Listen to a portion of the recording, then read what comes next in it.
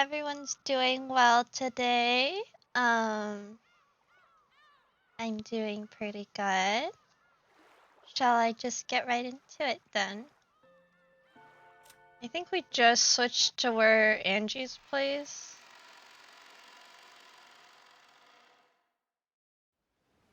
I had planned on taking a nap, but the boat really was shaking bad. Oh, we're on a boat. Never mind, we're not. I gave up on sleeping and went up to the deck. There I was welcomed by the shining sun and a strong breeze. Oh, never mind, it is Angie.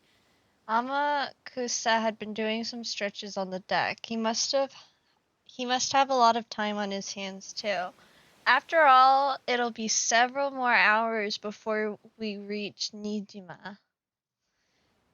It would only have taken a couple dozen minutes by airplane, but there was a chance that the Nijima airport was under the Sumadera's family web. The harbor would probably be the same. For that reason, I had obtained a boat that would let me land while avoiding the harbor. No questions asked. I bumped into a cheery boat captain, plied him generously, and he had decided to help me out, amused. まだだいぶかかるの？さっき船長に聞いたら、あと2時間はたっぷりかかるそうで。ま、贅沢は言えねえですな。いいお天気ね。焼けちゃいそう。甲板で読書ですか？本が痛みますよ。Amakusa apparently thought this was because I was clutching Maria Onichan's diary under my arm. I'd been reading it half asleep, which was why I'd come back up still clutching it. どうですか？マリアさんの日記から六軒島の真相は探れそうですかい？さあ、あの島で何があったかなんて、どこまで調べても仮説でしかない。メッセージボトルもお姉ちゃんの日記も、魔女が闊歩するおとぎ話が記されているだけで、何お手上げよ。新島での関係者からの聞き込みに期待するしかないですな。ウィッチハンターどもが散々質問攻めにしてるでしょうから、きっと真事実なんて見つからないわよ。そこまでしてないのに半日も船旅をして新島に行こうなんて実に気まぐれなことです。調べたっていう自己満足のための旅みたいなものよ。本気で12年前の真実が解き明かせるなんて、私も甘えてるつもりはないわ。その自己満足が終わったらどうするつもりで？さあ、考えてないわ。新島に行って関係者に話を聞いて、最後に六軒島に行って花でも捧げたら、私の旅はおしまいね。Several days have passed since this journey began. After being told by Berncastle on the roof of the building to search for the truth of 12 years ago, I'd left on a journey like trying to grasp a cloud. At the time, I felt as though I'd experienced something mystical and had the feeling I might be able to grasp some kind of miracle at the end of this journey. But after several days passed, my excitement died down. Hi, Golden Sorcerer! How are you? I hope you're doing well. On that day, when I stood on the roof of that skyscraper, my heart was completely cornered and dead. So I'd wanted from the bottom of my heart to be released from the cage of my body and rise into the sky, and had crossed the fence in order to die. Maybe experiencing the desire to die and actually stepping forwards, throwing my body down, caused some kind of mystical experience inside my head, making me think I had received a message from a witch. The excitement from my jump lessened over time, and the more I came back to my senses, the more this journey lost its meaning. But I didn't even consider suspending this journey just because of that. If I'd stopped this journey, it'll mean acknowledging that the message from that witch was an illusion, and it felt as though that meant throwing away the promise the witch made, and any chance that someone from my family might come back. So because it was hard to believe that those events were an illusion, I've continued on my journey.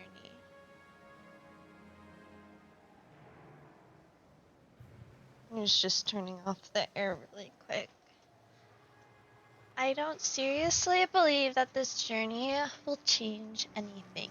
I'm super happy today. At last, the fan translation for KS Head Noah are releasing. Oh, cool! I think I have one of the Chaos games, but I think I accidentally got the second one instead of the first one, so I haven't played it. But it looks cool. I heard it was good, so that's exciting that there's another one that got translated.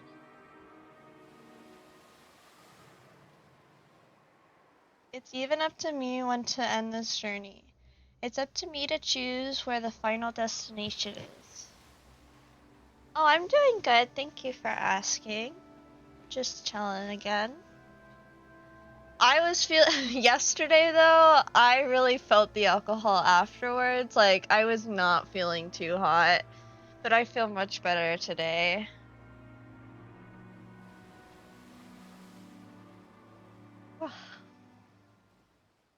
Also, as far as percentage-wise, how far am I through chapter 4, do you think? Am I 50%? Am I 30? Am I 70? Yeah, yesterday was something. 60%? Oh, okay, cool. 傭兵家業で視線をくぐった末に至った答えだったなら、なかなか味わい深いじゃない。茶化さんでください。俺が言いたいのは、自己も何も自分を認められるのは世の中で自分だけしかいないってことです。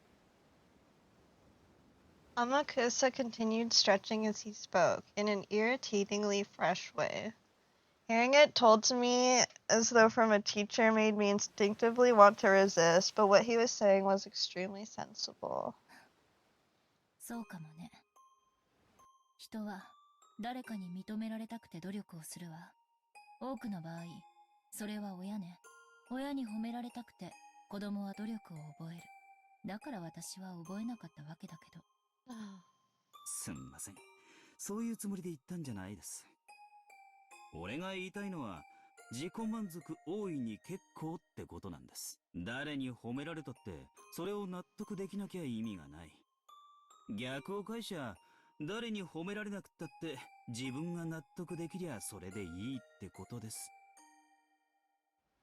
自己満足と向上心って矛盾するから、普通は悪いことって教えられるわよね。天草の論法はなんだか新鮮よ。誰かに認めてほしくて、だけれど何を努力すればいいのかわからないのが人の世の苦しみです。We finished Catherine today, Hopium. I might not even play today. I'm kind of... If not, I'll finish it tomorrow for sure.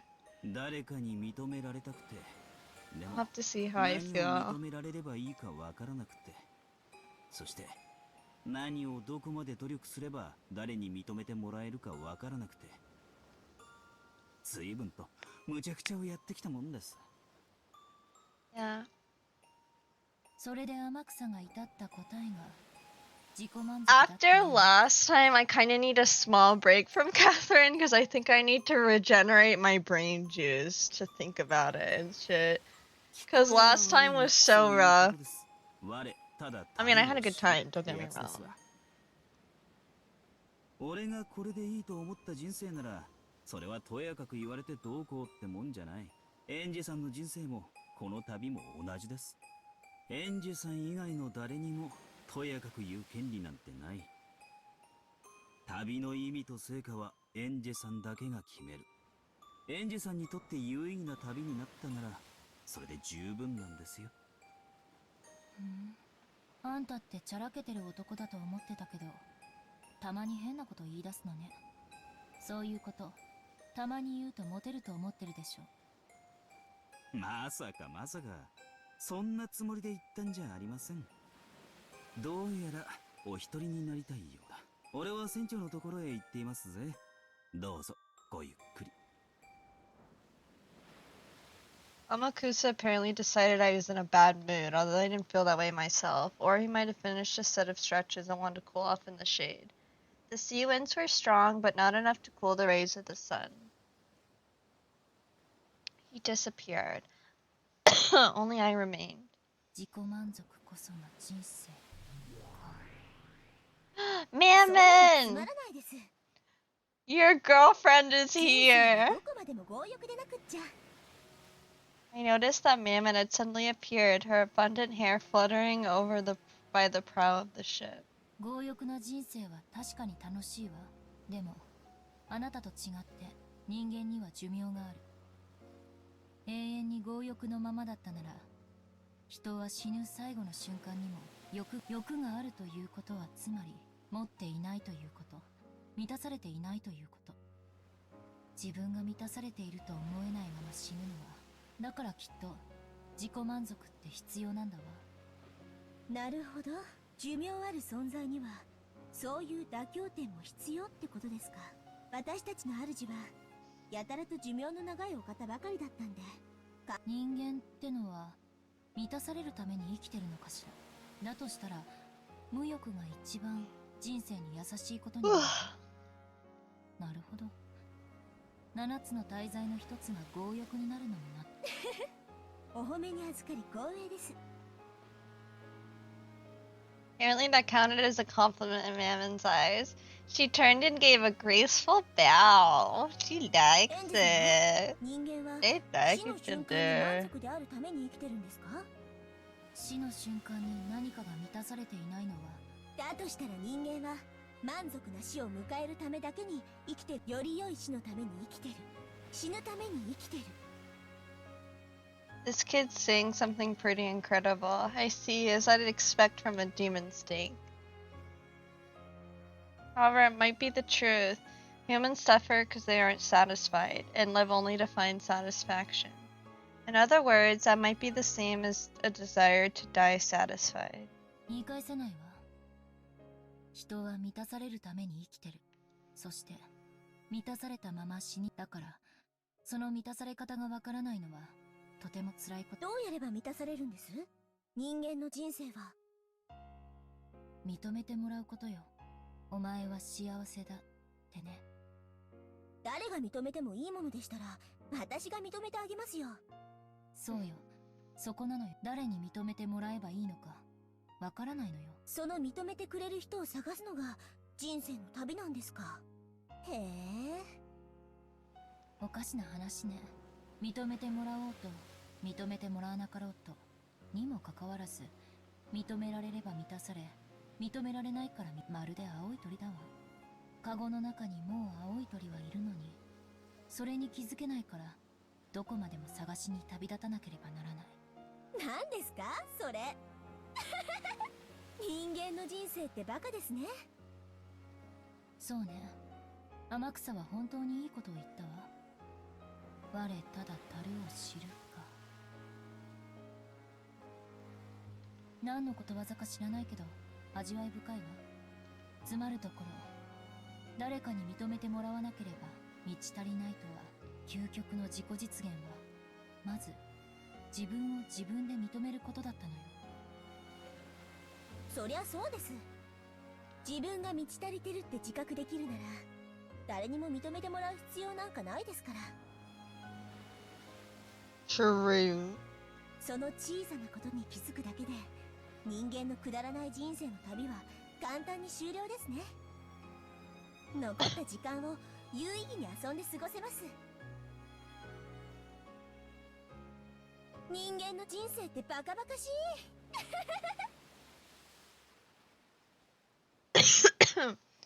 Mammon's choice of words was bad, but it was surely the truth.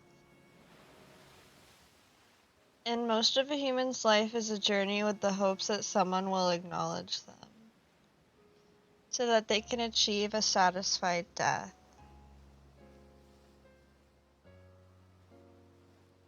Then when they realize that the person doing the acknowledging isn't someone else but themselves, that pointless journey can end. Oh, you love this part? It's good.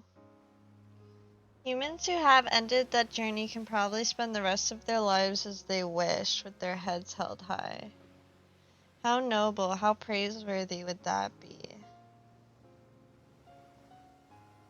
天草ってさ、親とはかなり仲が悪いらしいのよ。そりゃそうよね。まっとうな親なら足を洗わせたいと願うような商売だもの。別にいいんじゃない？本人が楽しいなら。まったくよね。結局はそういうことなのよ。他人が観測した自分の評価なんかどうでもいいこと。自分の存在を自分自身がしっかり認められたなら、それで自分に自信を持って生きられるなら、どんな生活だって受け入れて納得できるに。天草はきっといつか戦場で流れ弾を食らって大怪我をするでしょうよ。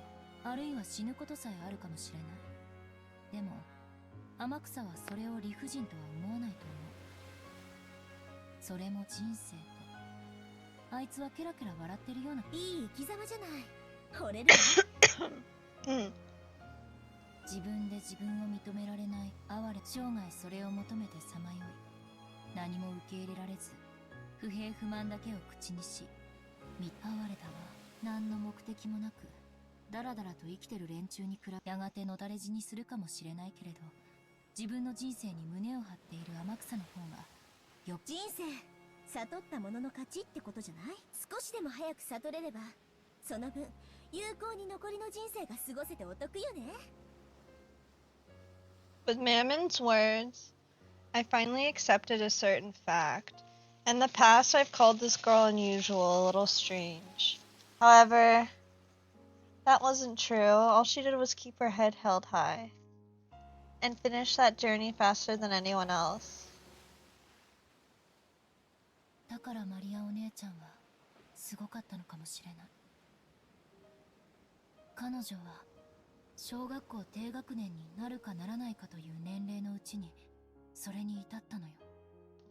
For people like us, looking at her life from the outside, it wasn't something we'd call blessed.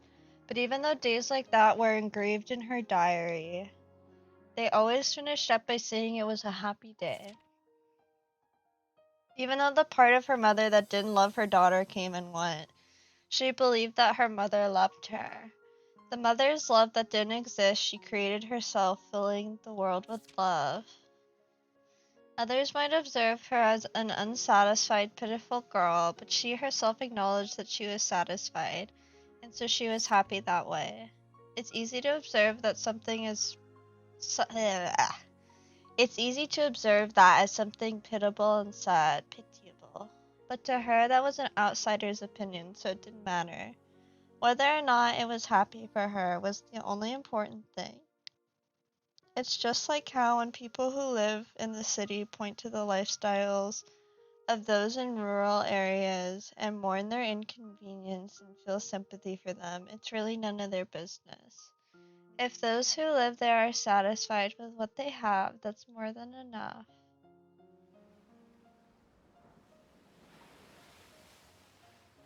私ようやく気づいたわ。今気づいた。マリアお姉ちゃんにひどいことをしたのよ、あの日に。あなたたちにも作太郎にも。魔法があるかないか、それを決めるのは他人じゃないわ。自分よ。マリアお姉ちゃんにとって魔法があるかないかはマリアお姉ちゃんが決めるべき問題で、私がなのに、私は幼いあの日、魔法なんてあるわけないって彼女を傷つけてしまった。The fact that magic doesn't exist in my eyes matters in my world, but denying it even in One-chan's world for that reason was totally misguided. マリア・ジュソルシエルは私はそれに誘われて一緒に魔女になろうと言われたの。新しい面白い遊びだと思って。でも幼さゆえ途中で飽きてしまった。そして鋭利なあの時大喧嘩をしたはず。私はすぐに忘れてしまったけれど、なぜなら彼女にとって魔法は、それは私とも共有できると信じていたから。マリアお姉ちゃんにとって魔法、世界を幸福に解釈できる、いえ、全てを幸福にできる、まさに魔法の力だった。それを私にもお裾分けしたかっただけ。その気持ちを幼い私が引き裂いた。だから彼女は誰とも魔法は分かり合えないと殻の中に閉じこもってしまったのよ。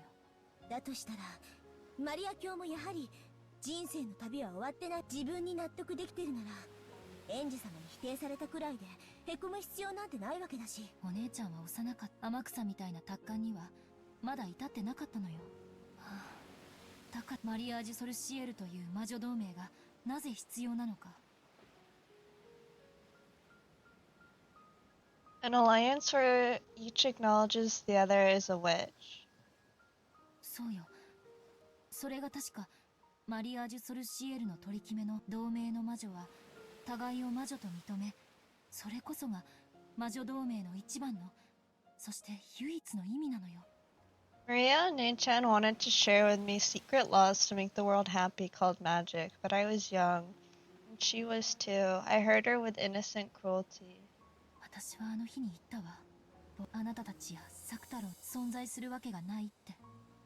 失礼しちゃうわ。私たちが存在、魂が寝ぼけてる人間どもと我を思うゆえに魔法を認めようと否定しようと、私たち園児様の言葉を借りるなら、それを他者である私が否定するのは、それはきっと実の母にお前なんか生まれてこなければよかったと、いいえ消えてしまえと怒鳴りつけられるくらいにね。 Even after being slammed by all those words, Maria and Nei-chan's magic made her believe in her mother's love. Sakutaro, her magical friend, always encouraged her. He kept saying that her mother loved her, that she was coming home late because of her work, and that she would definitely bring back a present. Even after Maria learned that her mother's work wasn't really the cause, magic allowed her to continue believing. And by believing that her mother loved her, by acknowledging herself, she filled her world with love and peace and serenity, establishing it completely. 12年前に何があったのか、それを探る旅じゃなかったのよ、これ。ならこの旅は何なの？ Oh, Mammon's so cute. マリアお姉ちゃんにあの日のことを謝る旅だったのよ。どうしてかわからないけど、そう思うの。あの日12年前の事件は起こらなかったんじゃないかって、そう思うの。 That might be a huge hint. I could see Maria doing this to prove to everyone that witches are real, or Maria and Beatrice doing this together. Because, I mean, Beatrice told Maria the magic. Is it really just fucking Maria the whole time? I mean, I've always been a little sus of hers, though I like her. I mean, I like her, don't you know what I'm saying? I'm sus of Beatrice and I like her. You know what I'm saying? I have no basis for it. I don't have a clue how hurting One-chan could be connected with that mysterious incident several years later, but for some reason I can't imagine there's no connection. Which caused that incident? Maybe the two people you meet at the Sweetfish River are Maria and Beatrice. And the culprit is the Golden Witch, Beatrice. And Beatrice was part of the Marriage Sorcery Alliance of Witches. I horribly hurt the other witch of that alliance. I hurt her with the thought that magic doesn't exist. So several years later, a crime caused by a witch occurred, and a 2-day period that couldn't be explained with anything but magic was thrust in my face, thanks to the message bottle. きっと私は無関係じゃないのよ。わからない。偶然かもしれないし、なぜかこの旅で私はそう思う。根拠は？ないわ。勝手にそう思ってるだけ。I don't have any. 日本人って面白いわね。被害者であっても自分に非があったように感じて勝手に謝り出す。家族を奪ったベアトリーチ様憎しっていう勝手に非を感じて謝りたくなってくるなんて本当にもちろんベアトリー、その気持ちがなければこの旅は続かないわ。でも旅にもう一つ目的、12年前の魔女に復讐する旅に、さらに昔の罪を謝罪する目的を加え、六軒島に行って、あの日の暴言を詫び、花を手向けることくらいはできる。いえ、花よ、そしてその方が、お姉ちゃんにはふさわしいと思う。I stood up, not minding that the sea breeze scattered my hair, and concentrated my mind. I lifted my palm up to the height of my head and imagined that a vast エンジ space. 様 She gonna summon Sakutaro? さあさあ、我こそは魔女見習い。破門にされてはしまったけれど、かつて同じ同盟に所属し、我が呼びかけに応じよ。It was hard to tell in the middle of the day, but a faint blue light gathered around the palm of my hand. Then, Sakutaro's form was revived. Yep, I knew it. It truly did bring back memories, that figure. His cute ears, his bright red muffler, came off easily, so Nichan faithfully rewrapped it all the time, didn't she? サクタロ、わかる？私たちがおりょマモン、エンジ With a sleepy face as though waking up from a long slumber, Sakutaro looked all around him as he spoke. お久しぶりね、サクタロ。あなたを私の力で呼び出すのは、きっとこれが初め。そして今や、私にしか呼び出せない。ウリュウ Those words might have been a bit cruel. Sakutaro's face clouded over. かつての私は、あなたを、その私があなたを呼び出したということは、あなたの存在を、私が認めたという。いいの？僕はエンジの世界に呼び出されてもいいの？ His eyes were a bit frightened. It was only natural. I, who played with him like a friend before, had suddenly denied him and tried to burn him with magic-resisting toxin. It was only natural that he was scared. 謝るわ、あの日のこと、マモンにも、そして、みんなにも。Aw, cute. At some point, the rest of the seven sisters had gathered on the deck. No, they're always there, always by my side. As long as I acknowledge that it's okay for them to be there, they'll always appear. あなたたちは、ルシファーも、レビアタンも、サタンも、ベルフェゴールも、マモンも、ベルゼブブも、アスモデウスも、そして、サクタロウも。よろしいのですか？エンジェ様はベアトリーチェ様に挑もうというお方、魔女を否定される立場にあられるお方が、我ら私の世界にとって魔法が存在するかどうかは、私自身が魔法の存在を認めたわけじゃない。なのに我らを認めるという矛盾はどういうことです？ Angie and her seven deadly sims. I can't. That's so 信じる true. 人には存在する。私が信じなくても誰かが信じたなら、その人の世界には魔法が存在する。それは私が魔法を信じたって、いいえ、受けてはいけない。その誰かは胸を張って自らの魔法を、そして私は、だからあなたたちが存在しても全然おかしい。なかなかの詭弁ですが、面白い会社。エンジェ様のそれは悪魔の証明そのものでしょう。悪魔の証明？悪魔の存在を証明するには悪魔の存在を否定することだけは不可能だからそして私たちはここにいる。つまりそれはエンジェ様が魔法を信じようと信じまいと私たちの存在は揺るがないということ。無流エンジから半魔法の毒が消えていく。魔法を否定する立場なのにどうして？それは多分尊重し認めるという心を知ったからだわ。今の私になら、そしてベアトリーチェの魔法の深淵も理解できるかもしれない。In the past, I didn't believe in things like magic. Thinking something like that couldn't exist, I acted like I was closing my eyes tightly and couldn't see anything. But now I'm different. I get the feeling I can look right at the thing called magic and close in on its true nature. 惜しいわ。この現代にこれだけ半魔法の毒素の抜けた人間な魔女に向いた稀有な才能なのに。そうね、今のエンジェ様が魔女をベアトリーチェ様に及ぶかもしれない大魔女に成長。それでも我らの存在を見、おそらくエンジェ様が我らの最後の奉公と思い尽力しようではないか。まあなのにエンジ様自身がまだ魔法を信じてくれ。エンジ様ついでに魔法も認めてくだ That's さい so funny. They're so せ cute. っかくの主なのに魔女じゃないなんてなんだかもう最高の魔女になれる逸材なのにその目的が惜しいです。まあそれもエンジ様の人生そうと決めた世界ならばそれは私たちにとやかく口出しできる。私を理解してくれてそうね。魔法がそれは私が決めることだ。世界のどこかに魔法が実在したとしてもしなかったとしてもね。 When I think about it, this world is so vast yet so small. Billions of people live on Earth, but I probably won't even meet 1% of those people. Even so, I will speak of a world, my world, which doesn't even know 1% of the world. 私が知らない世界の法則を。だから私の世界に魔法が存在しないからといってまさに悪魔の証明というわけだわ。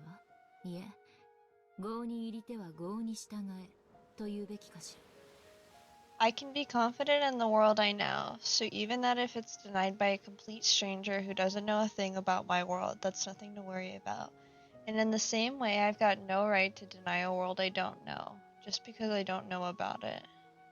だから私は自分の世界に魔法があるかないかを問わずにマリアお姉ちゃんが教えてくれた魔法を否定することなんてできやしない。ウリュウだって見たことがなくてもええ、だからすでに魔女同盟マリアージュ・ソルシエルの友人私にもそして誰にも否定することなんてできないわけ。 I proclaim that most important part again, even though the sea breeze and the crashing of the waves were noisy, it was a time of silence. I'm sorry. Both Sakutaro and the Seven Sisters of Purgatory reflected upon my words. And probably I did too.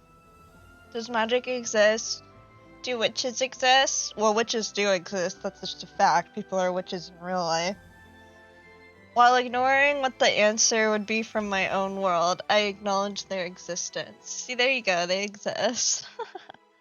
That contradiction was what I'd proclaim so boldly. ありがとうエンジェ。そこまでお認めになったなら魔女もお認めになって。いえ、その問いに対する答えをすでにエンジェ。ごめんね。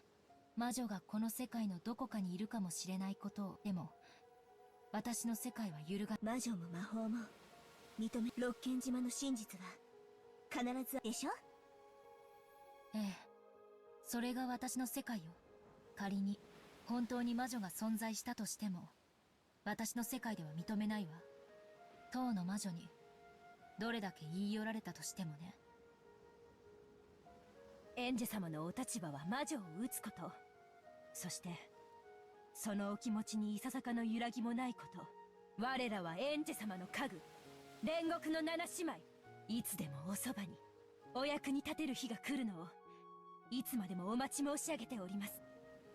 エンジ様が魔法を信じてくれない以上話し相手くらいにしかなれないけれど、今は十分よ。私たちに存在でき、それだけで私たちはエンジェ様に感謝し認めるべきだわ。つまり私たちはまたみんなといられるんだね。うり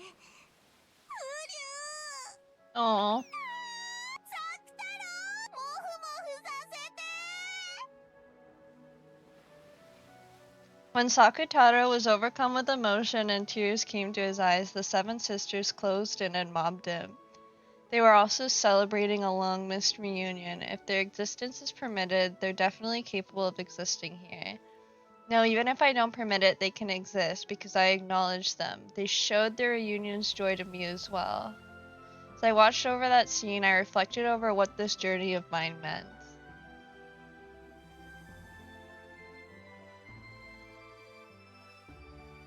これでみんなには許してもらえたかしら。十分ですよ。私たちは家具呼び出してもらえるだけ、おそばにいることを許されるだけで嬉しいのですか。ウリュウエンジェ本当にありがとう。そういえばどうして私に、いいえ、逆ね。どうしてお姉ちゃんには、作太郎が呼び出せなかったのかしら。Maria Onechan had despaired, thinking that Sakutaro had died, which meant she hadn't been able to summon him like this anymore. In the past, Onechan said it was more advantageous in a summoning to have a vessel. However, a vessel is like training wheels, it shouldn't be absolutely necessary. In other words, even if the stuffed animal lion that was Sakutaro's vessel didn't exist, it should have been possible to summon him. Now, when you put it like that, it's even a little doubtful whether summoned things can be limited by life and death. Moreover, Sakutaro should have been especially important to a friend like Maria. She should have been able to strive hard to summon him one more time. It certainly was sad that the original vessel had been torn apart, but why did he die and become impossible to summon again? それはマリアがあの時僕のぬいぐるみが破れ僕が死んでしまったと。魔法の存在とマリア教の世界で彼女の世界では作太郎は存在できない。ウリュウ。 The shock of having her beloved stuffed animal torn apart had left a wound in her heart serious enough to prevent her from summoning her irreplaceable close friend. In Maria Onechan's eyes, Sakutaro died. Oh, I wonder if that's a huge hint that some people didn't die that had died. So even Sakutaro can exist like this to me, he cannot exist before her. 僕はいつもマリアと一緒にいたんだよ。泣いてるマリアのすぐ近くで泣かないでってずっと言ってたんでもマリアには僕の姿も声も何も届かなくて。 Sakutaro hung his head, looking sad. マリアージュ・ソルシエルは、あの事件の後、それまでの同盟は和やかなものだった。でも事件後は、憎い誰かをいかにして呪うかという物騒なものばかり。お姉ちゃんの日記は、あからさまに様変わりしていくの。Diary is a mirror that reflects one's heart as it is. It probably showed the personality called Maria die and be reborn as the evil witch personality Maria. When she buried the diary in hatred and sadness, her heart surely wasn't satisfied. Because it wasn't satisfied, she had to bury it with hatred and sadness. And while still unsatisfied, she met with her death. I wonder if her unsatisfied soul has a hole opened in its chest from sadness even now, and continually wanders, dripping tears down and calling Sakutaro's name. あなたが、お姉ちゃんには必要なのよ。ウリュウ。どうしたらあなたをマリアお姉ちゃんの世界で蘇らせられるの？その方法がわかれば、私はお姉ちゃんを救うことができる。それが私に課せられた贖罪の方法なのよ。どうすれば作太郎は蘇るの？マリアにとって僕のよりしろは特に重要な意味を持ってたから。よりしろ、つまりライオンのぬいぐるみを蘇る。でも僕のぬいぐるみはローザママの手作りだから。 Even inside the diary, Maria had asked this of Beatrice and was refused for that reason. The magical significance of a stuffed animal being unique and handmade is very large. Then if we could make the same thing once more, but Aunt Rosa is already gone from this world. We can't make the same thing again. 同じぬいぐるみをもう一つ作ってあったとか。彼はマリア教の誕生日プレゼントのために作られ手作りで、だから大きな魔力を秘めているんです。そして失われて蘇らないウリュウ。 Because she knew that Maria Onechan watched that stuffed animal, which was unique in that world, get torn apart and despaired.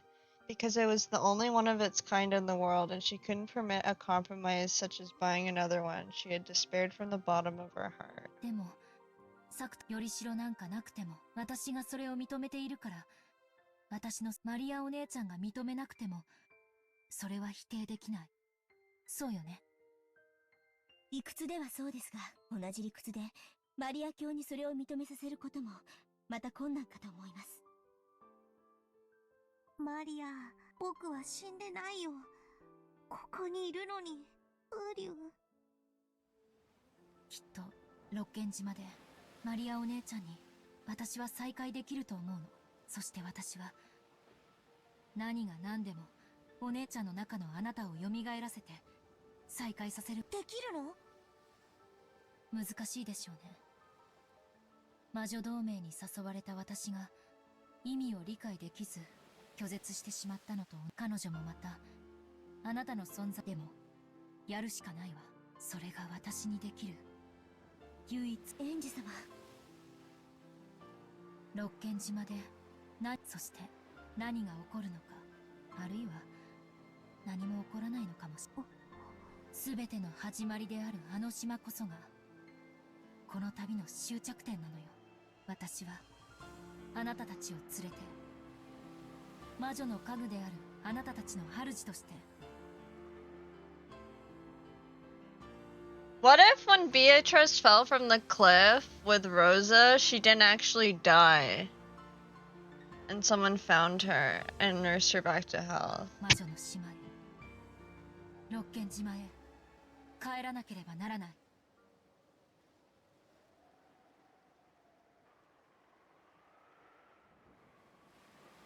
Even though the rays of the sun had been so strong, at some point clouds had started to hang down. The spray that hit my cheek might not all have come from crashing waves. エンジェさん、軽く一雨来そうですぜ。下へ降りた方がいいんじゃないですか？ Amakusa called out to me with such an expression that said, "Oh, you're still here?" When I looked up, I saw the island silhouette had gotten much larger. We might reach land very soon. I remembered that the weather report had mentioned scattered rains. The sky wasn't dark enough for rain clouds. It'll probably just be for a short time. Even though the rain was light enough not to be a pain, having rain start to fall as we approached the island felt like some kind of fate. It was raining on October 4th, 1986 as well. I am approaching the Rokinjima of that day, and not just in the distance. I went back down with Amakusa. He was carrying what looked like a really large and heavy golf bag. It was something he had brought with him on a day we'd split up. It's probably a gun. I didn't inquire as to its contents, but it was hard to imagine that they were anything peaceful. 中身はあえて聞かないけど重そうね。どうしてこいつらはフランス人の教官が面白いことを教えてくれました。何でもこいつらは何しろ人の命は地球より重いんですから、こいつらはもっと重くて叱るべきなんだとか。That's an interesting way to think about it. 使う機会がないといいわね。ないといいですな。Amakusa set the golf bag like luggage down beside him. It's a body bag. Just kidding. Oh, we're on the plane. A two-propeller aircraft touched down on the runway. Considering the weather, it couldn't have been a pleasant flight. Everything after this flight had been suspended due to weather. I knew it. I knew it. I knew it. I knew it. I knew it. I knew it. I knew it. Cutting through the doors while she traversed the runway, Sumadera Kasumi entered the lobby with two black suits as guards. The four black suits who had been waiting inside the lobby stood up and respectfully lowered their heads in salute. お疲れ様です。プロペラ機ってのは揺れるわね。二度と乗りたくないわ。お車を用意しております。どうぞこちらへ。They got into two luxury cars that had been rented. エンジは六軒島へ向かうはずよ。無人島とは実に都合がいいわね。お道具は用意できてるんでしょうね。Just fucking kill this bitch. Why can she die too, huh? The black suit in the passenger seat put a heavy bag that had been set by his feet on his lap, opened the catch with a click, and showed Kasumi what was inside. Bullets.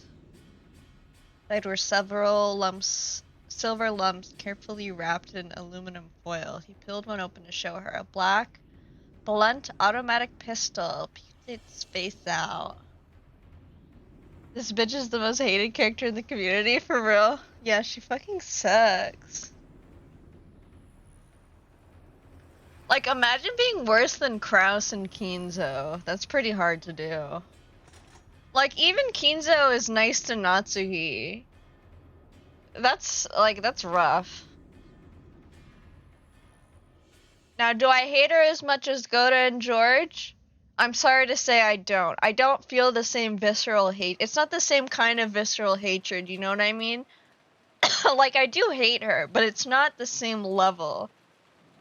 I might save right here and play some Umineko later.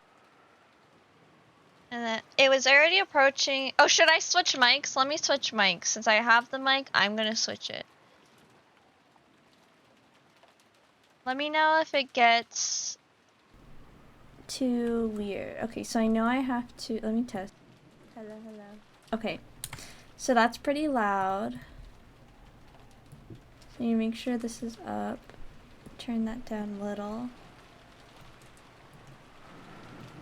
Okay, how's that, guys, for volume? Is the game a good volume? Can you hear, like, the wind and stuff?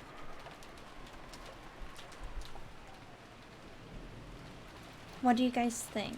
Because I was gonna return the mic, but it turns out you need the original packaging, which I don't have, so I might as well use the mic if I have it, right? So... It was already approaching 10 at night. By now, the typhoon had wrapped itself around Rokkenjima. Okay, thanks, Tinny. Even the rose garden that had looked so beautiful midday was beaten down upon by the fierce winds and resisted with all its might, undulating and trying to keep the flowers from blowing away. In that rose garden was Shannon in the lead, Battler holding up an umbrella, Jessica and George carrying the sleeping Marie on his back, all headed for the guest house. Guest house くらい。 Guest house. いいんだぜ、シャノンちゃん。戻って休んでてくれよ。いいえ、お送りするのも仕事ですので。親族会議中はうちのお母さんとか源氏さんもピリピリしてるからな。下手に私たちが気を利かせるとシャノンがサボってると勘違いされちゃう。そうだね。素直にお世話になった方がむしろ迷惑をかけないだろうね。ありがとう、シャノン。 Shut the fuck up, George. I don't like you. いいえ、確かにお嬢様のおっしゃられます通り、今日のお屋敷はピリピリしています。だから私も皆さんとご一緒して外の空気が吸えるので、ちょっと肩が楽です。親族会議。わざわざ俺たち子供を追い出すくらいだから、相当タチの悪い話をするんだろうぜ。だろうね。僕たちはきっと何の力にもなれない。 Give me more of that George hate. せ I めて hate 邪魔を him. しないようにするのが一番の協力だと思うよ。 No one asked you what the best way to be useful was, bitch. Jessica, I love you though. You're a cutie. どうせまた金って話したら金って普段散々金持ちだと吹聴してるくせにいざとなったらもったいぶりやがる。パーッと気前よくみんなで山 I 分け love すりゃいいのよ。 Jessica. そりゃ豪快な話だぜ。俺にも分け前がもらえりゃいいのによ。もし俺にももらえたら、その時は Aww, シャノン that's ちゃんにも分 sweet. けてやるからな。どうもありがとうございます。お気持ちだけで嬉しいです。シャノンは欲がないね。 No one fucking asked you. 年頃の女の子なら買いたいものがいっぱいあるだろうに。そうですね。でも私、欲しいものの中にお金で買えるものがありませんので。ひゅー、無欲だな。俺なんか欲しいもん全部並べたら金がいくらあっても足りねえぜ。Oh my god, お Battler. 金で買えるものにはだぜ。シャノンの言う金で買えない欲しいものって She's teasing 何 her. ジョージ兄さんは心当たりある？さあ、シャノンじゃないとわからないね。Teasing them. 私にもわかりません。 George and Shannon looked down, their faces red. Battler had also heard about what was going on with them, so he knew what Jessica was teasing them about. ジョージの兄貴は俺にとっても尊敬できるお人だ。シャノンちゃんは本当にいい人と巡り会えたと思うぜ。だな。私もジョージ兄さんなら安心してシャノンを任せられるぜ。からかうのはよしてくれ。僕たちにとっては真面目な問題なんだ。それよりジェシカちゃんの方だってどうなんだい？カノン君と少しは仲良くなれたのかい？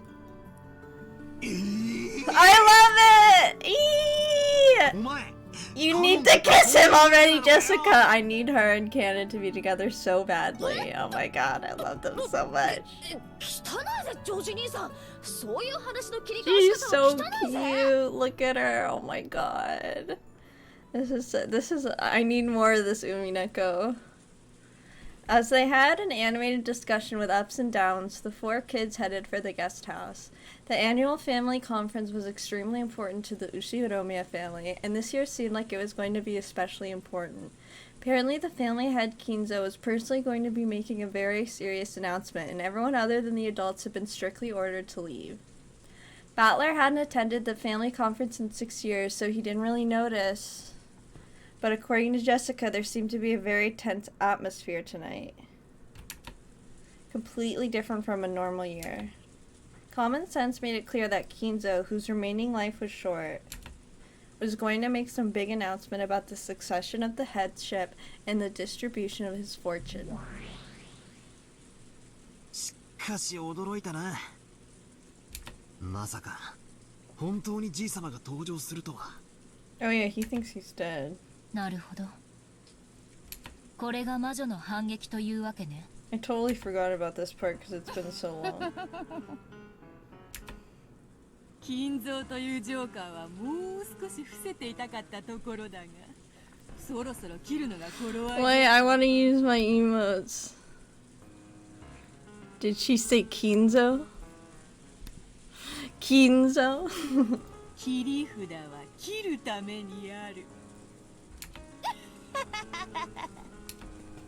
くそ、じい様は最初から死んでて、その代わりに謎の18人目が紛れ込んでるっていう俺のここに来ていきなりバッサリってわけか。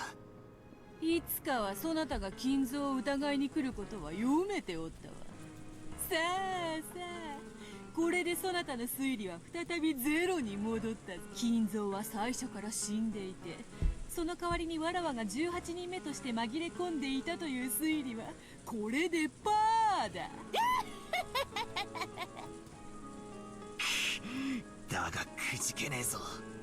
一つの推理が外れただけだ。嵐のように暴風のように襲いかかってやる。そうでなくてはな、そうでなくて、まだまだ第一の晩祭始まっていない。屈服にはあまりに早すぎる。そうね。そして赤き真実で否定されたわけでもない。勝ったつもりになるのも早すぎるわよ。そうだな。確かにあっさり鵜呑みにするにはまだ早いな。じい様がいよいよ登場する。やっぱり体調が悪くなった云々言って現れない可能性だってある。じい様は本当は死んでいるというクラウスおじさんがギリギリまで苦し紛れで引き伸ばしているだけかもしれない。 But he's not dead, so. なるほどなるほど、そういう考え方もあるか。好きにするがよい。すぐに決着する。すぐにな。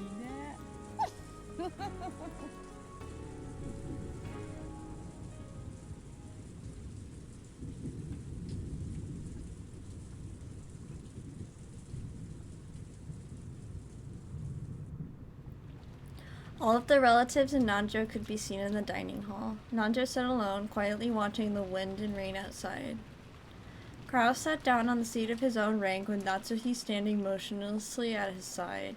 The other siblings were gathered at the opposite end of the long table, whispering to each other. そりゃ本当か。ええ、マリアは傘をくれた人物をお父様だというのよ。Oh, now it's him who gave her the umbrella, not Beatrice? なんちゅうことや。ということはつまりわしらの作戦は根底から。作戦も何もお父様が健在で自ら発表があると言った以上だな。クソ親父め、もったいぶらずにとっとと現れてくれりゃよかったんだ。おかげで俺たちは兄貴と無駄に揉めただけだ。それを試したかったのかもね。血のつながってない私が言うのもなんだけど、あなたたちのお父様かなり頭はいいわよ。日中のやりとりは多分使用人の誰かに聞かれてお父様に報告されてたのよ。なんてこと。お父様の遺産が目当てで騒いでることはもうバレバレってことじゃない。ああ、なんてことよ。Ava uncharacteristically held her head dejected, as if as Kirie said, everything had been going according to Keen's plans from the beginning, and if this was a huge setup that had been kept up for over a year, trying to find the siblings' true intentions, and they had fallen for it completely. お父さんの耳に入ったとまだ決まったわけやない。いいえ、入ってるに決まっ。兄さん以外の全員がお父様は死んでいると言い切り、お父様の健在を信じな。ああ、もう終わりだ。お父様は宣言するのよ。兄さんこそが跡継ぎで、私たちには。私。姉さん、しっかり。マリアちゃんは本当にお父様に傘をもらったのかしら。え、どういう意味？マリアちゃんはお父様に会った。でも私たちは会ってないわ。マリアちゃんがそうだと主張しているだけよ。そんな、マリアが嘘をついているというの？落ち着けよ。マリアちゃんが嘘をつくとは。だがマリアちゃんは例えばだが、源氏さんあたりがこの傘はおじい様からマリアちゃんは親父に会ったわけでなくても、おじい様に傘。そうね、その手が考えられるわ。だがな、おじい様がやってきて傘を渡してくれたと。ええ、そう、おじい様から直接受け取ったとはっきり言ったわ。直接か。お手上げだな。下手な考え、休むに似た。ちょっと考えてみたら、傘がどうこうなんてどうでもいい問題だわ。どうしてよ。マリアちゃんが兄さんに買収されて、あたかもお父様が健在であるかのように嘘を頼まれたかもしれ。傘が確かにお父様から渡されたなんて証拠どこにもありはし。マリアちゃんが誰から傘をもらっていようとも、あるいは傘なんかそもそももらっていなかったとしても、お父様はもうじき現れる。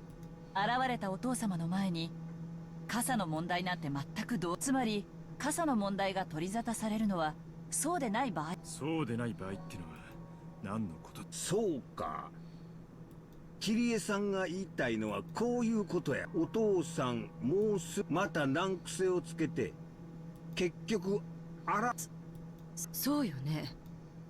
私たちの追求に兄さんが苦し紛れの時間稼ぎでお父様が現れると出任せを言ったのかもしれない。やっぱりお父様はすでに亡くなっていて、兄さんは今なおまだ健在であると嘘をつき続けている。つまりお父様が現れれば全ての策は通用しない。考える必要もない。私たちは訴状の運を天に任せてお父様との直接交渉に臨むしかないわ。それこそ土下座とげんこつを覚悟してお金を無心するしかない。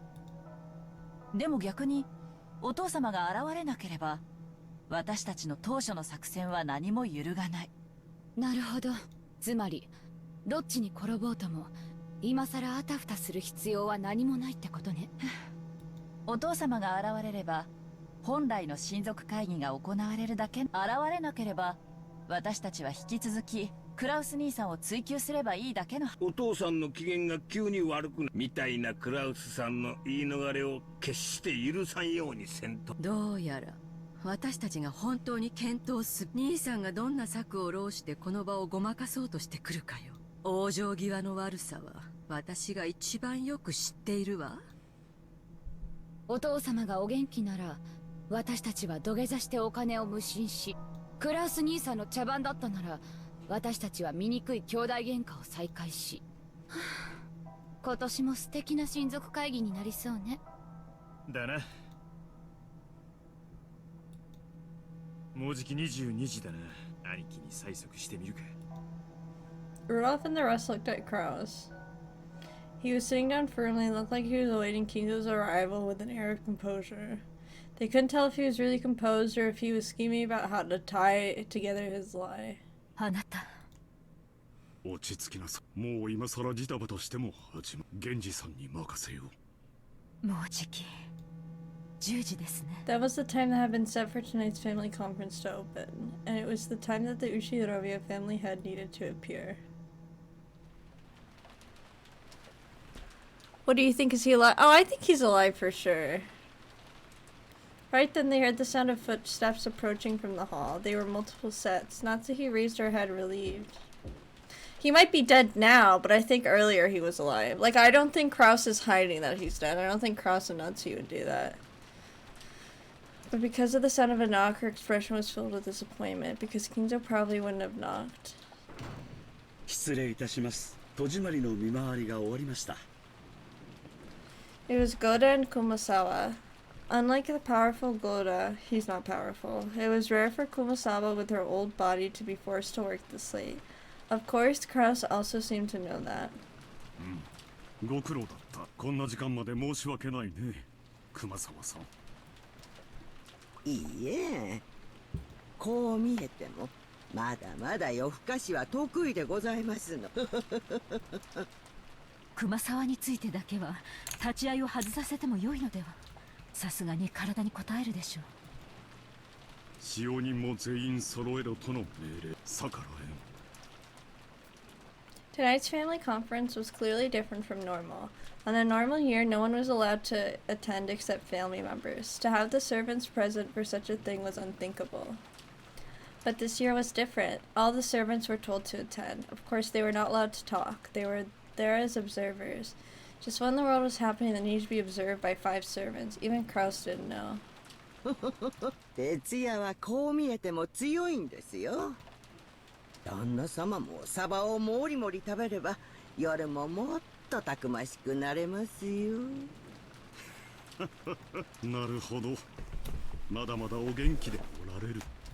100歳になっても元気でお勤めに違いない。奥様、勝手ながら軽食の準備をさせていただきました。いつでも配膳できますので、ご指示を頂戴できればと思います。Wait, hold on 1 second. Let me check something.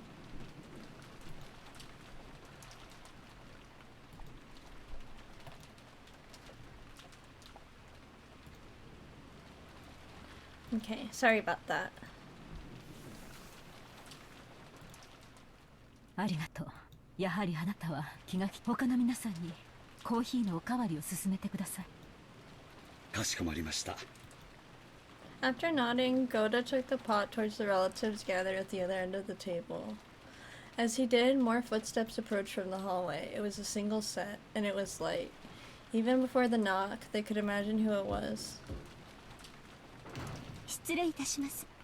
お子様方をゲストハウスへお送りいたしました。ご苦労でした。今夜は特別な晩です。緊張感を欠かさないように。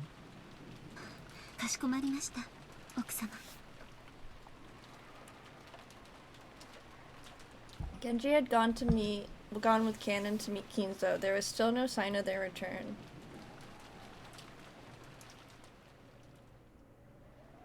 The hand of the clock passed 2200 sightly. Once sure of that, Ava spoke to Kraus. 兄さん、もう時間だ。親族会議まだ始まらない。しばらく待ちたまえ。いつ悪いけど時間を切ってもらうわよ。お父様がなかなか来ないなんてのを延々と続けて夜明けまで待たされたらたまらないわ。親父殿のお越しになる時間を私が約束などできるものか。何を焦っているのだ。まずはコーヒーでも飲んで落ち着かんかね。兄貴、俺たちは茶番じゃない。あと30分は待つ。だがそれでダメなら書斎に押しかけさせ。惜しかった王子様への敬いにあまりにも欠ける行為です。そうよね。ごめんなさい。あと30分はおとなしくしてるわ。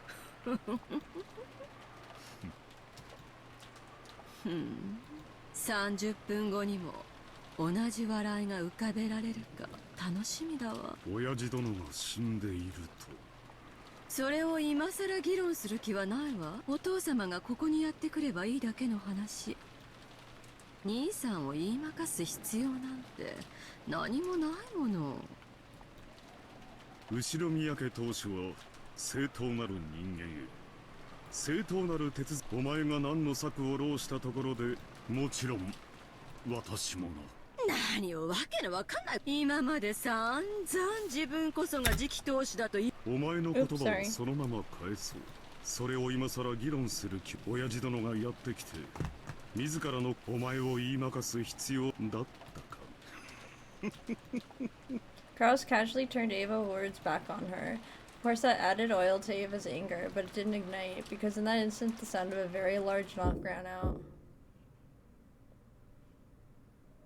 Both Genji and Kana were usually very reserved when they knocked. They wouldn't hit the door with such violent strength. It was like a judge's gavel slamming down in a call for silence. So everyone went quiet. The door opened slightly and Genji showed himself. Then he spoke with a serious tone different from his usual one. It wasn't the tone he used when carrying out his duties. It was the tone he used when speaking for Kinzo himself. Just by hearing Genji speak like that, the siblings were struck with a sudden tension. 皆様、ご着席を。 At those words, the dining hall was wrapped in total silence, and everyone hurried and returned to their designated seats. It was as though the students who had been bustling around just before homeroom had suddenly returned to their seats when the teacher came, and it might have even looked humorous. But there was no way anyone would joke about it. Everyone sat in order. Shannon, Goda, Kumasawa stood up straight in a row by the wall. 栄光ある後宮家の当主にして、後宮金蔵卿のおなりであります。 Of the double doors that led to the dining hall, Genji opened the right door from the inside. Kanon opened the left door from the outside.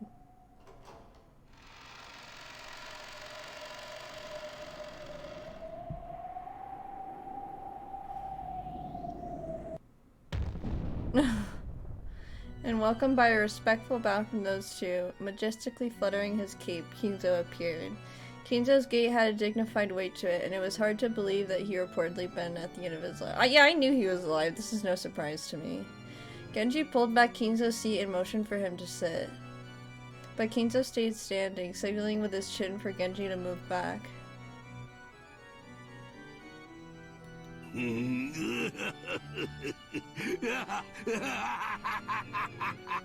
ようこそ諸君、六軒島へ。何を怯えた顔をしておるのか、エヴァ。お父様が大変お元気そうなのでほっとしただけで。おおエヴァ、お前は相変わらず面白いな。 If you're not going to continue the scene, you should stop here. We can finish this scene, I think.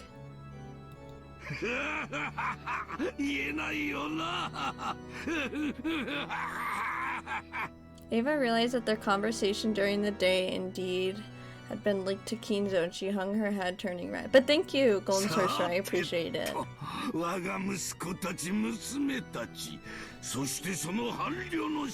Yeah, I was thinking about the two. I was like, maybe stop here. No, I'll continue. 今宵は重要な発表をしようと思う。まず最初に、私はひどく失望していることを伝え、それは今日まで誰にもあの碑文の謎を解くことができなかったということだ。 Even though Kinzo said he was disappointed, a condescending smile rose to his face, as though there was no way the likes of these could solve it. His gaze passed through all of them. 私はあれを解けたものにしかし今日までに誰も解くことができず我が全て情けないお前たちの中にそれを受け継ぐ資格を持つ人間が現れなかった私は心底残念であり The siblings hung their head in silence. Of course they would have solved it if they could. True, they couldn't deny that they'd wasted a golden opportunity. But it was just so hard. よって私は碑文の謎にて我が継承者を選ぶことをつまりはタイムオーバーゲームオーバー。残念、お前たちには等しく公平に。It truly sounded like Kinzo was making a victory なら proclamation. ば当主は答えはノーである。分かっているよ。お前には確かに時期だが、お前はそれに溺れただけ。次期当主というのはお父さんの後を継ぐという意味。違う。次期当主というのは当主が約束されたものではない。いいかクラウス、二度と教えないから。次期当自分以外にも当主を狙う奴がいたら、その花を徹底的にへし折って二度と逆らえないようにしてやるやつのことを言うの。これは何も当主だけのことではない。 This voice actor is going 金に hard. ついても言える。金持ちというのは金を持っているやつの、自分より金を持っているやつ全てを叩く、そして誰よりも金をかき集められるやつのことを言うのだ。才能も同じ。 Kinzo is so fun to watch. 天才とは才能に秀でたやつのことではない。自分より秀でたやつを全て叩き潰し、自分を天才と全ての人間に呼ばせることを、お前はその全てにおいて勘違いだから、次期当主の器ではない。勉強になります。 Perhaps that was truly Kinzo's philosophy. As a result of faithfully carrying out that rant-like philosophy of his, Kinzo had glorified the Uchiuromiya family to the state it was in today. It may not be hard to imagine after his immersion in the occult in recent years, but that brutally overbearing outlook was no more or less than Kinzo's charisma and aura. このような不甲斐ないクラウスに後宮家のすべてをならば、エヴァ、ルドルフ、これもノーである。非分の謎を解けず、さりとてクラウスを、お前たちにできたのは三人寄せ集めで共同戦線を張って、しかもその策、クラウス一人を追いつ、情けないことこの上なし。次期当主の座をどんなことをしてでも奪い取ろうという貪欲さが欲しいもののためにはいかなる犠牲も払い、どこまでも貪欲とな。幸運の女神は貪欲なる者。その野生の精神がないお前たち三人にクラウス同様に継承の資格などありはしない。 Ava and the rest had no words to respond with, and they couldn't calculate what it was Kinzo was about to say.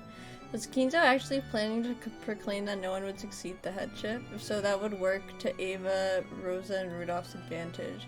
After all, in the end, they just have to renegotiate everything among the siblings after Kinzo's death, splitting the inheritance easily. It would truly be more troublesome if a specific person's name was raised and proclaimed to be the successor. But would Kinzo really say something to benefit any of the four siblings after demeaning them so much? まさか誰にも引き継がないからと財産を全て慈善団体にでも寄付するとかお父様ならやりかねないという恐怖はあるわ。頭に血が上ってるだけさ。しばらくは聞き流すしかねえ。ではお父さん、次期当主についてはどういうお考えをお持ちですか？お前たちに完全に失望した以上、私はよって後宮、私の代で終わりだ。そういうわけには。後宮家など、あの震災の今の後宮家など、私がつかの間だ。私が夢より覚めれば終わこの世など全ては夢、生など死という目覚めの前には白チュームと同じ。ああ、そうだ、元よりそうだったのだ。私が死ぬ時に全てを失うのがベアトリーチェとのそうはいくか。お前を捕らえるのはこの私今宵。それは現実か。For a while, Kinzo was overcome with cackling and his eyes bulged. Whenever he talked about Beatrice, it was always both eloquent and insinuating.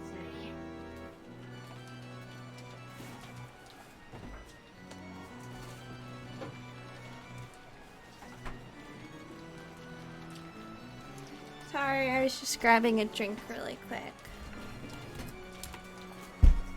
お前たちのような愚かなる息子たちなどまさに白昼夢。初めからいなかったも同然よ。消えろ、冷めろ。真実の私のまどろみとともに消え去ってしまう。私を継承するに値する何者も築き上げてこなかったで。よろしいかな。何、我が友よ。Nanjo nervously raised his hand asking to speak. Kinzo allowed him to. 金蔵さんの気持ちもわかる。子供たちを愛するがゆえに大きな期待を寄せ、同じく子供や孫を持つ身として。いや、しかし金蔵さんは非凡だ、天才だ。そんな金蔵さんに追いついて当然というんではちょいとひどすぎるんじゃないかね。それでもそんな金蔵さんに追いつこうとは。クラウスさんもエヴァさんもルドルフさんもローザさんも、そしてその伴侶の皆さんもよくほほう、よく頑張ってどの程度の金を稼ぎ上げた。事業にことごとく失敗して借金を抱え、未だに私のすねをかじろうと。この世の全ては金と。それがつかめぬということはこの世を掴んでおらぬという。魂がこの世をしっかり掴んでおらぬということは消えろ。我が生と現実から消え去ってしまえ。それは暴論です。その理論から言ったら私だって生きていてはいけない。そんな私でも金蔵さんと過ごしたチェスの時間は共に価値あるものだったと信じていますぞ。世の中お金で買えないものもたくさんあることを金蔵さん自身が誰よりもご存知。As the siblings motionlessly hung their heads, they cheered Nanjo on inside their hearts. Not one of the siblings could offer their opinion for Kinzo in a rage, but Kinzo's close friend Nanjo alone was allowed to. Even though Kinzo had raged so fiercely after being admonished by Nanjo, he nodded several times as though in agreement. The surprisingly obedient side of him may have seemed cute, but there was no one here who could laugh. 確かに息子さんたちは金蔵さんほどの財は築き上げられなかったかもしれない。まあそれでも私から見れば羨ましいほどのお金持ちではありますがな。しかしお金だけでなくお金では買えないたくさんのものを築き上げました。それについて言えば金蔵さんにも負けないくらいです。ほう、金で買えぬ何を積み上げたというのか。幸せです。家族です。彼らは素晴らしい伴侶を見つけ、子を産み、それぞれの幸せな家庭を築かれて、あなたの一族を繁栄させ、そして孫を連れ帰ってきてくれました。孫はいいですぞ。私たち年寄りは私たちには見ることもかなわぬ新しき時代を生きるだろう若き孫に、それは老境の唯一の楽しみではありませんか。思い出しなさい金蔵さん。彼らが初めて孫を連れて帰ってくれた息子さんたちは、そして孫たちは金蔵さんの意義、それはお金がいくらあろうとも孤独なる身にはなせぬことで The す。 siblings all nodded in agreement. Certainly Kinzo had looked happy when his grandchildren had just been born. Back when he still had some sanity in his heart, however, did Kinzo's heart still contain a human's wrath? それは私が成した巨万の金を儲ける代わりに孫をいえそういう私が稼ぎ上げた数百億という財産の代わりに息子たちは一人ずつ孫それは素晴らしい。つまりは100億を投じて命を一つ生み出したと、そういうわけだ。これは面白い。錬金術的に考えて実に面白い例えではないか。ほう、なんと価値ある孫たちなのか。素晴らしい、素晴らしい。そうなのか、クラウス。Oh, you heard my kitty? Cute! I love her so much.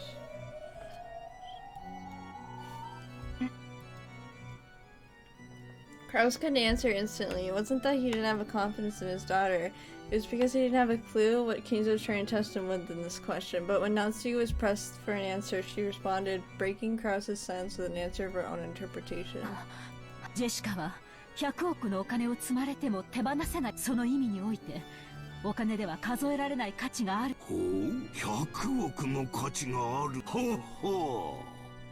エヴァはお前のところのジョージはどうだ? Fuck you, George. Since Natsuki had answered that way, Ava naturally came up with her own answer as well. Even though Ava should have known better than to respond to a provocative question like this, she answered as well. お父さん、ジョージには100億の、いいえ、それ以上の、それはお金で買えないという抽象的な意味ではありません。ジョージは必ずや自らの価値に等しいだけの財産を築き上げるでしょう。お父様の偉業を継ぐにふさわしい孫となるはずです。Ava sent a glance at Hideyoshi Natsui as if she'd scored a point. When she heard what Ava had said, Natsui was about to add more praise for her daughter, but stopped at a glare from Kraus. なるほど。ならばルドルフはどうか。お前のところのバトラはどうだという。うちのバトラはジョージ君に比べられちゃ誘拐されて身代金を100億よこせと脅されたらのしをつけて進呈したい偉そうな夢やできるわけもねえことを語り出す。 This is pretty mean. その一点においてはバカ100億人分に匹敵する大バカだろうさ。だがバカもできま、俺はどうせ世の中は甘くねえ。しかし奴の人生は干渉して愉快なものになるだろうことだけは疑っていま Ava せん。 clicked her tongue at that clever style of speech which would probably match Kinzo's taste. Apparently Rudolph had done that on purpose, so he grinned back at her. マリアはどうか。マリアは私、お金の価値で測れるものではありません。 Yeah, right, you would totally get money for her. なるほど。夢と未来、奇跡と可能性、希望をなくしていかなる魔法も力を持ち、すでに凡百であることを証明してしまう。なるほど。孫たちには未来の可能性があり、それをもって100億以上の価値といWhen Kinzo got in a rage, he wouldn't let anyone speak up. But even so, he would sometimes accept something on his own while yelling by himself and change his own opinion. That's what this felt like to the siblings. Apparently, even though Kinzo had been disgusted by his unsuccessful children and cast them away as being unfit for the inheritance of his title or his fortune, he wasn't sure about his grandchildren. At this rate, he might soon say that the inheritance would go to his grandchildren instead of the siblings. As the siblings sat in fear of what the fickle and short-tempered father might suddenly think of next, they carefully watched his every move.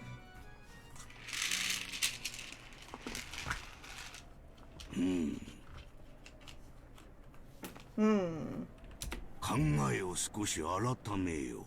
お前たちに我が全てを継承する気は全くない。しかし孫たちの誰かにその資格があるかどうかを問うのはいつまでも子供だと思っておったが、ひょっとすると私を驚かせるような原石のきらめきを見せ、そしてそれを期待し試すの。なるほど。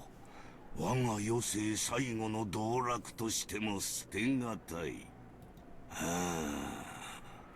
さてこれはどうしたものか。ジョージならお父様の後を継ぐにふさわしいと私は自信を持って推薦できま Eva す。 claimed that right away. Natsuki looked like she was about to follow along, but Kraus gave her a look telling her to restrain herself, so she swallowed her words. 勇ましいではないか。ではこうしよう。後宮家の家督と財産のすべてを受け継ぐ資格があるかどうか、孫たちに個別に問おうではないか。お父様。しかしHowever, それはお前たちの誰かに間接的に家督を引き継ぐという意味ではない。お前たちにはすでに失望しているのだ。お前たちに与えるものは今や何もない。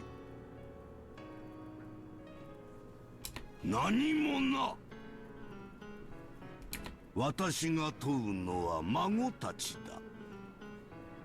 そして引き継ぐかもしれないのも孫たちだ。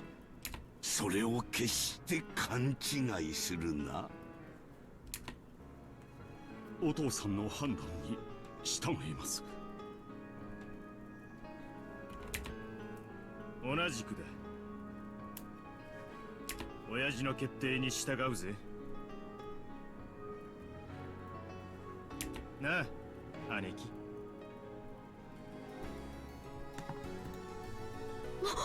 もちろんよ。お父様が賢明な判断をされると信じています。私もお父様の判断に従います。孫たちをどのように試すかは考えよう。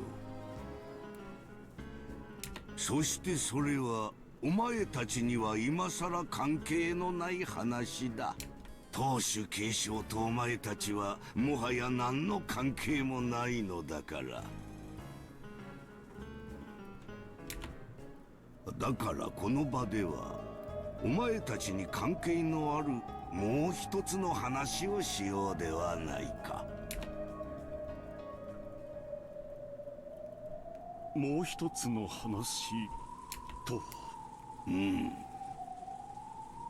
それこそが今宵の、そして後宮家最後の親族会議の本当の理由だ。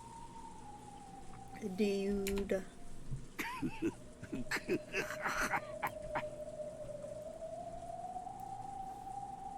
お前たちに求めるのは議論でも意見でもない。我が儀式に協力を求めるためだ。儀式？静かに。お父様がお話をなさっている最中よ。Rudolph and the rest had automatically narrowed their brows at the occult-like word. Could he be planning to start some strange ceremony involving Beatrice's resurrection again? And he wanted their assistance? What in the world was he planning to do? In the past, he had carried out many eccentricities that he called the same name, such as starting to burn a strange incense and filling the whole mansion with the stench. To the siblings, the ceremony was nothing more than one of the aged Kinzo's obnoxious hobbies. お父さん。 Should I save this for next time, do you think, or should I keep going? 儀式とは一体。私たちに協力できることなら何でもご協力します。ねえ、ローザ。でも一体何を？私が碑文に刻んだ通りのベアトリーチェを蘇らせ、黄金鏡の扉を開く儀式である。肉体の檻を逃れ、私の指の隙間を嘲笑うようにすり抜けるあの魔女。今度こそ捕らえ。So I should I should keep going for a little bit, or it's a good stopping point. そのために13人もの命を生贄に捧げねばならぬがな。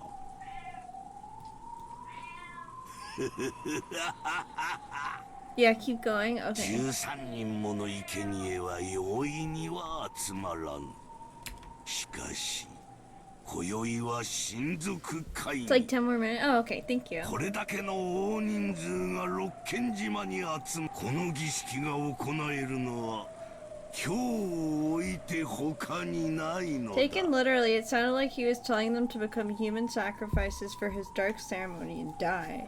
Ridiculous. Was it some kind of metaphor? But they didn't even have a clue what he was trying to illustrate. The siblings whispered together about what Kinzo was saying. 親父は何を言ってるんだ。いつもの悪い病気か。だろうな。しばらく黙って聞いてやる。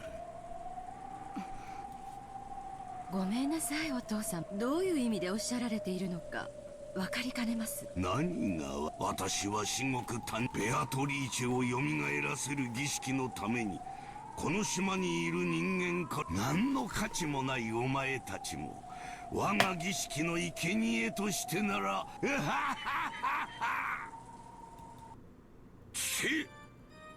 これは冗談でも何でもない。我が人生の最後に欲する最後の賭け。この島には今13人、つまりこの膨大な数の生贄を容易にお前たちは我が儀式の生贄となれ。金蔵さん、あの話は本気だったのかね。冗談ではなく。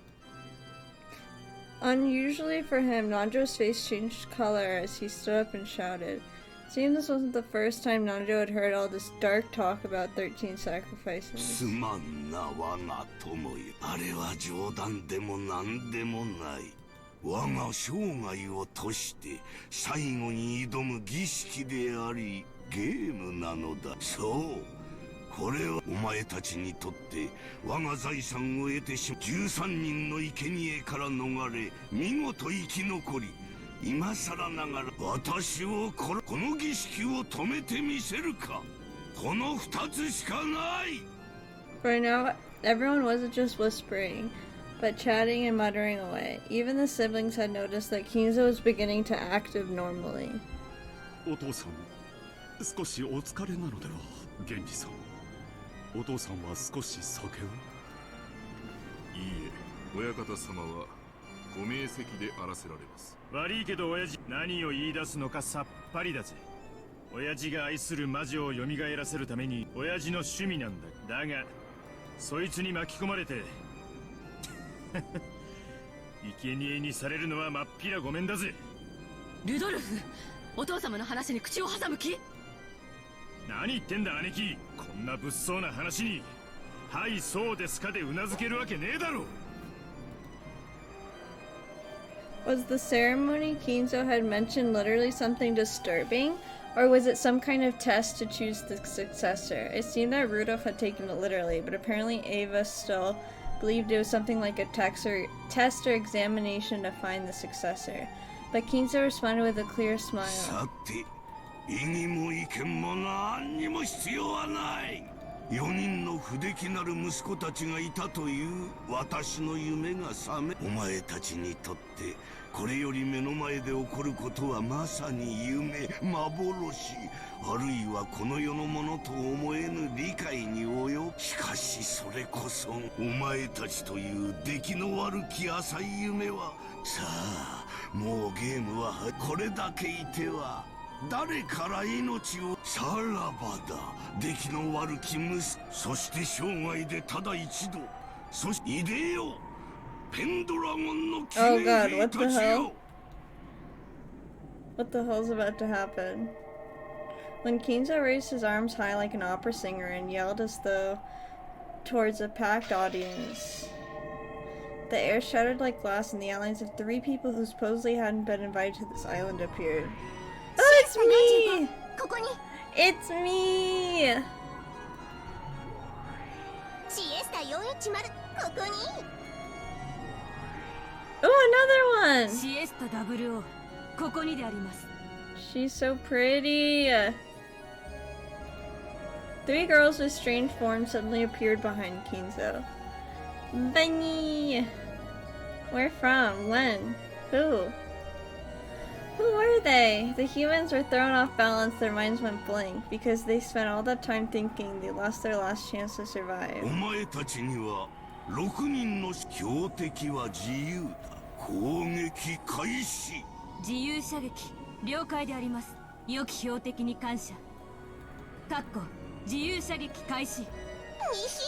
一番乗りだにシャッハ When 410 scratched the air with her finger, a gold bow appeared in empty space and she pulled its string.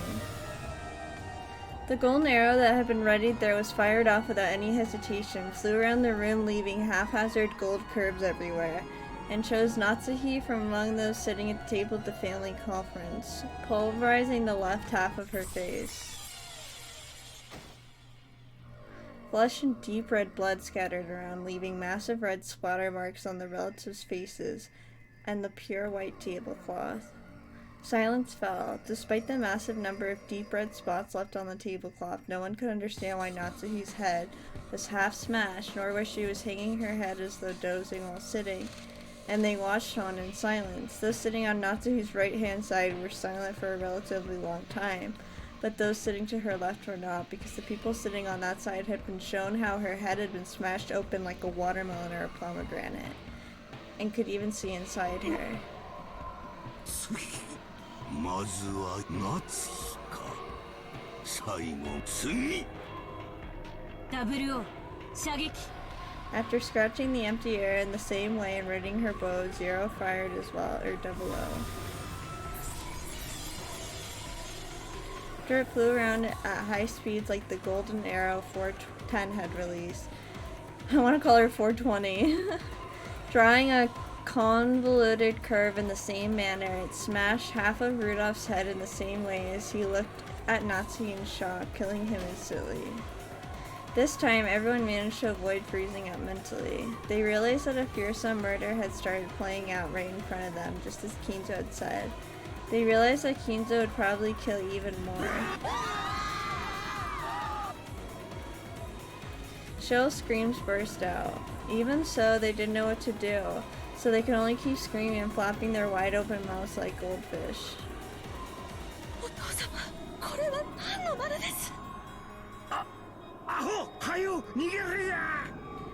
As Evo asked Kinzo that in total shock, Hideyoshi would come to his senses faster than anyone else and risen to his feet, pulled at her arm from behind. However, the merciless fate's choice for the third sacrifice was Hideyoshi. Just like the two before him, half of Hideyoshi's head was neatly smashed, and the right side of his head, which happened to be facing the direction at that time, had been blown away with its contents exposed like a watermelon or pomegranate. So, still holding Eva, Hideyoshi slumped backwards and fell down. Still held by her beloved husband, Eva fell back over towards him.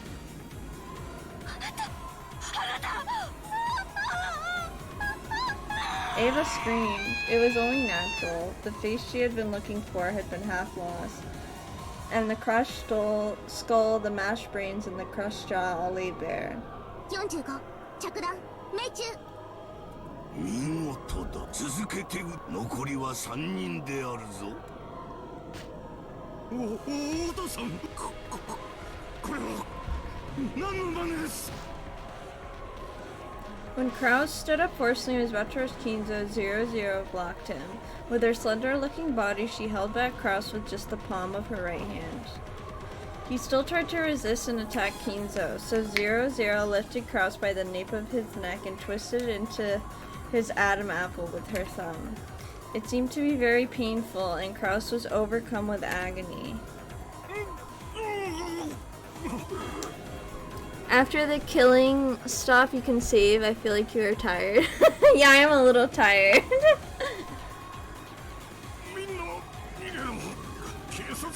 Thank you for letting me know. I'm sorry, I'll try to be more energetic. I'm sorry about that. I'm interested. I'm like interested in what's going on. It's just, you know. Nanjo's sharp words finally dissolved the spell that had been holding them down in their chairs. When Goda and Kumasawa each tried to escape from the dining hall for— Kill Goda! Oh yeah! 410 moved an instant and appeared there blocking the way. No, I'm just worried you're pushing yourself. Oh, thank you so much for your concern. I really appreciate it. We'll finish this little bit for sure. Oops, I didn't mean to. Kill Goda! Kill Goda! Kill Goda! Kill Goda! No, don't duck! Don't duck! Kiryu, you stupid bitch! I don't like you. I don't like you. You're just straight up a bitch. Like if bitch was in the dictionary, Kiryu's picture would be there. You know what I'm saying? Even though Goda didn't understand, he crouched when he heard Kiryu's sharp voice. Then a burst of air rushed above his head. Kiryu had taken a big swing with a chair to mow 410 down. Excuse me. But 410, still with a mocking expression, easily caught that widely swung chair with a single hand. Yeah, fuck you, Kiryu.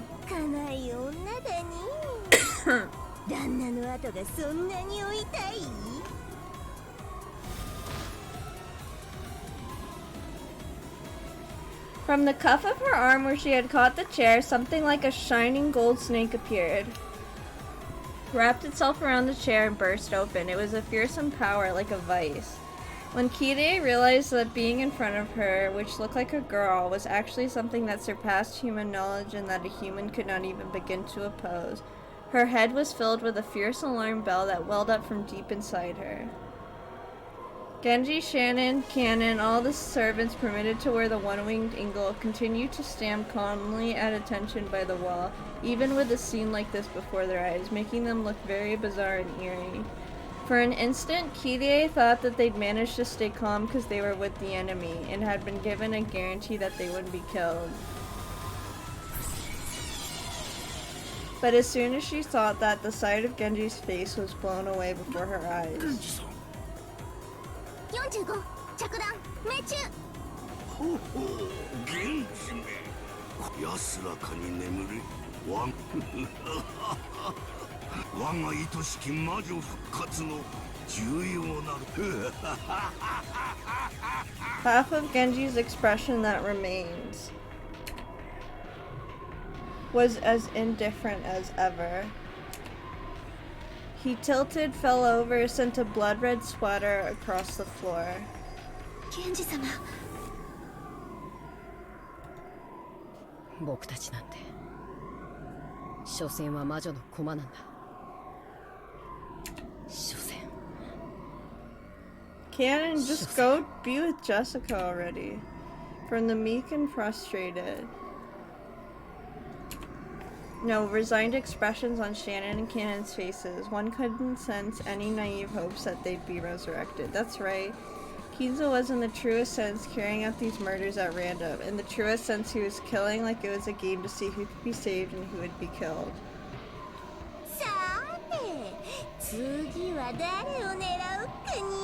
Kill Goda Kiryu. 410 looked at Kiryu for a second. In that second, Kiryu was prepared for her own death. When she readied her golden bow midair, 410 was looking at someone else over Kiryu's shoulder. So, as imprudent as it was, Kiryu felt as though she had been saved. Again, an ugly exploding popping sound rang through the room.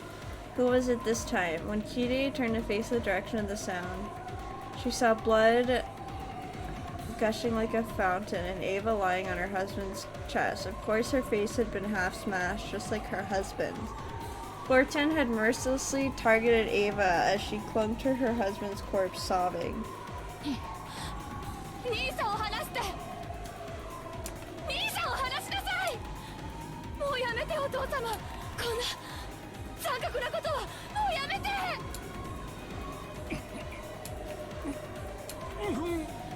Rose's objection didn't reach Kinzo's. He continued to laugh loudly in the blood-splattered dining hall. and she wasn't able to lessen Krause's pain at being lifted up at the neck by 00. So Rosa had no choice but to use force. She lifted up a chair beside her and gave a warning. 兄さんを離すように命令しこんなことをやめさせて。できぬ。それを望むならばお前の自らの力で阻止するがよい。自らの運命は自らの手で切り開け。常に誰かの背に隠れ怯えてきたお前に宿る人生最後の国旗を見せ。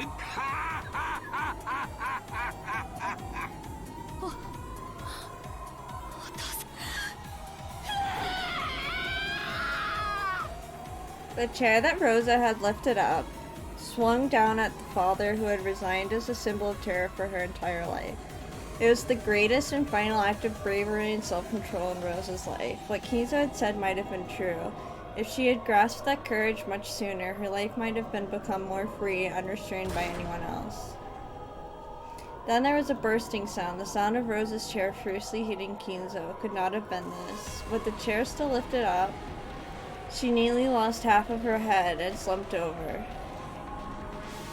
Still holding Krause up with one hand, 00 had stuck her other hand out towards Rosa. The golden snake released from that arm and had constricted Rosa in a helix and had smashed into her head. 防衛射撃資金弾の無礼をお詫びするであります。構わん。これで6。はい。ゴールドこれで6人であります。 Goldsmith. When she indifferently communicated that, 00 let go of Krause, whom she had been lifting up this whole time. They didn't kill Goda or Kirie, this sucks. 第一の番の生贄はエヴァにルドルフにローザ、夏日、秀吉、そして源氏であるか。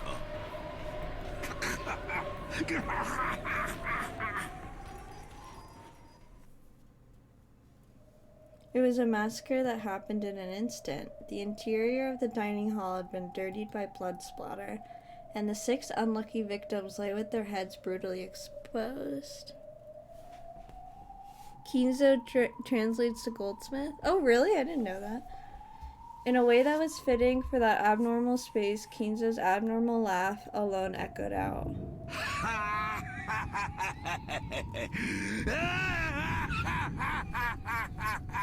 Save here, please, and go rest. Okay, yeah, I'll save here. Okay. Oh, look at her. She's so cute. Chester. There I am, Chester 45. Oh, I need to cosplay this one day. It would be so cute. Okay, well, I've been streaming for about 4 hours. That's a little bit, that's a good bit for me. So I just want to say thank you again to everyone for watching. It was a really fun stream. And maybe tomorrow or very soon, seeing how I feel, we'll continue with some Umineko. Hopefully finish Catherine too, and maybe I'll switch it up and play another game. Oh, thank you for being here, Tinny. And everyone else who is here, I really appreciate it. I hope you guys all have a good rest of your day, and I'll see you guys next time, okay? Have a good day, alright? Bye-bye!